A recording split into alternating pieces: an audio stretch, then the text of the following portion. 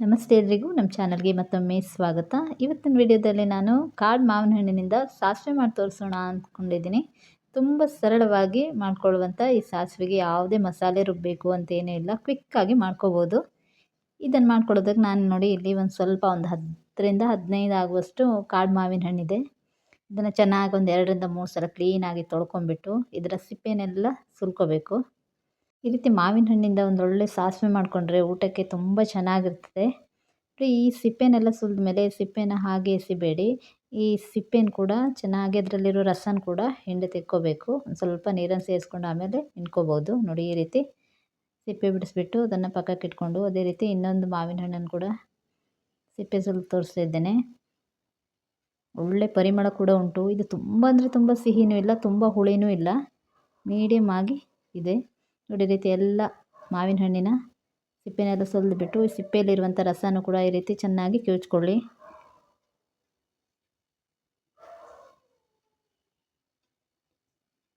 ನೋಡಿ ಎಲ್ಲ ಮಾವಿನ ಹಣ್ಣು ಕೂಡ ಈ ರೀತಿ ಎಲ್ಲ ಗೋರುಟುಗಳನ್ನು ಇಟ್ಕೊಂಡಿಲ್ಲ, ನಾನು ಒಂದು 5-6 ಗೋರುಟುಗಳನ್ನು ಈ ರೀತಿ ಚೆನ್ನಾಗಿ ರಸ ಹಿಂಡು ಅದರದ್ದು ರಸನೆಲ್ಲ ತೆಗೆದಿಟ್ಕೊಳ್ತಾ ಇದ್ದೇನೆ.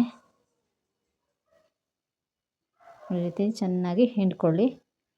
ಇವಾಗ ನೋಡಿ ಎಲ್ಲ ಮಾವಿನ ಹಣ್ಣಿನ ಸಿಪ್ಪೆನೆಲ್ಲ ಬಿಡಿಸ್ಕೊಂಡಾಗಿದೆ. ಇವಾಗ ಗ್ಯಾಸ್ ಮೇಲೆ ಒಂದು ಕಡಾಯಿ ಇಟ್ಕೊಂಡು ನಾವೇನು ಸಿಪ್ಪೆ ಸುಲಿದಿರುವಂಥ ಮಾವಿನ ಹಣ್ಣು ಇದೆಯಲ್ಲ ಅದನ್ನೆಲ್ಲ ಸೇರಿಸ್ಕೊಳ್ತಾ ಇದ್ದೇನೆ. ಅದೇ ರೀತಿ ಒಂದು ಸ್ವಲ್ಪ ನೀರನ್ನು ಕೂಡ ಸೇರಿಸ್ಕೊಳ್ತಾ ಇದ್ದೇನೆ.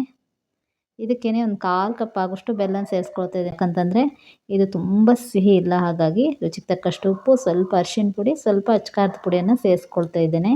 ನೀವಿಲ್ಲಿ ಅಚ್ಕಾರದ ಪುಡಿಯ ಬದಲಾಗಿ ಹಸಿಮೆಣಸಿನ್ಕಾಯನ್ನು ಅಥವಾ ಒಣಮೆಣಸಿನ್ಕಾಯನ್ನು ಕೂಡ ಸೇರಿಸ್ಕೋಬೋದು. ಈ ರೀತಿ ಇದನ್ನೆಲ್ಲ ಒಂದು ಸಲ ಚೆನ್ನಾಗಿ ಮಿಕ್ಸ್ ಮಾಡಿಕೊಂಡು ಇದನ್ನು ಬೇಯಿಸ್ಕೋಬೇಕು.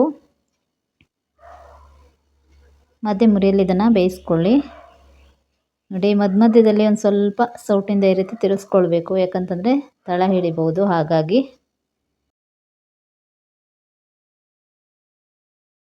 ಇನ್ನೂ ಸ್ವಲ್ಪ ಇದು ಬೇಯಬೇಕು. ನೋಡಿ ಇನ್ನು ಈ ರೀತಿ ಮಧ್ಯದಲ್ಲಿ ತಿರುಗಿಸ್ಕೊಳ್ತಾ ಬೇಯಿಸ್ಕೋಬೇಕು. ಈ ಉಪ್ಪು, ಹುಳಿ, ಖಾರ, ಸಿಹಿ ಎಲ್ಲ ಚೆನ್ನಾಗಿ ಹಿಡ್ಕೊಂಡು ಇದು ಬೆಂದಾವಾಗಲೇ ಒಳ್ಳೆ ರುಚಿಯಾಗಿರ್ತದೆ ಸಾಸಿವೆ. ಇದಕ್ಕೆ ಯಾವುದೇ ಮಸಾಲೆನ ರುಬ್ಬಿಸಿ ಸೇರಿಸ್ಬೇಕಂತಿಲ್ಲ, ಹೀಗೇ ಮಾಡಿದ್ರೂ ರುಚಿ ಅಂತೂ ತುಂಬ ಅಂದರೆ ತುಂಬಾ ಚೆನ್ನಾಗಿರ್ತದೆ. ನೋಡಿ ಇವಾಗ ಇದು ರೆಡಿ ಆಯಿತು. ಇದಕ್ಕೊಂದು ಸಣ್ಣ ಒಗ್ಗರಣೆ ಮಾಡ್ಕೋಬೇಕು.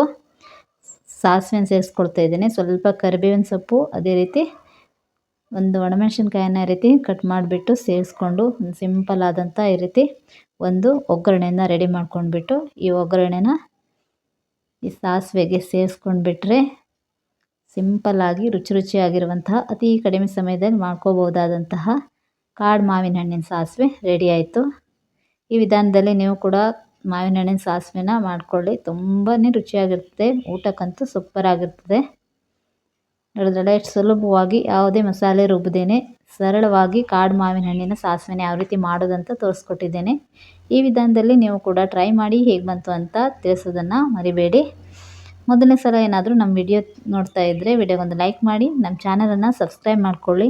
ಅದೇ ರೀತಿ ಫೇಸ್ಬುಕ್ಕಲ್ಲಿ ಕೂಡ ನಮ್ಮ ಆಚಾರ್ ಮನೆ ಕಿಚನ್ ಫೇಸ್ಬುಕ್ ಪೇಜ್ ಕೂಡ ಉಂಟು, ಅದನ್ನು ಕೂಡ ಫಾಲೋ ಮಾಡಿ. Thank you.